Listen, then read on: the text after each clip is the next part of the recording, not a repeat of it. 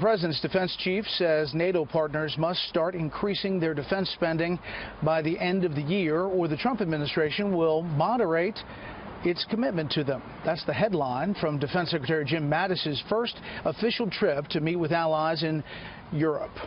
National security correspondent Jennifer Griffin is traveling with the secretary and reports tonight from Brussels.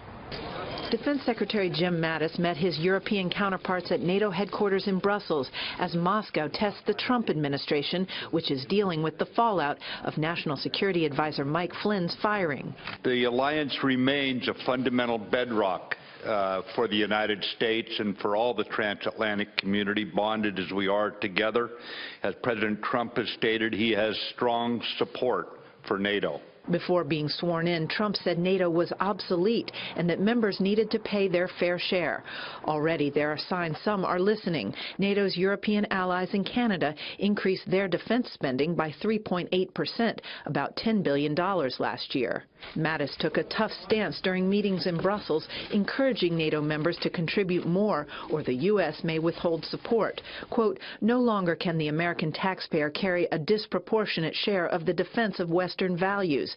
Americans cannot care more for your children's future than you do." Back in Washington, the Pentagon is monitoring a Russian spy ship that is now 30 miles off the East Coast near Groton, Connecticut, home to a U.S. submarine base.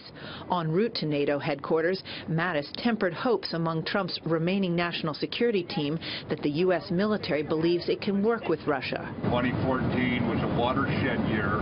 It was a year when many of our hopes for some kind of partnership with Russia were finally shown to be unavailing.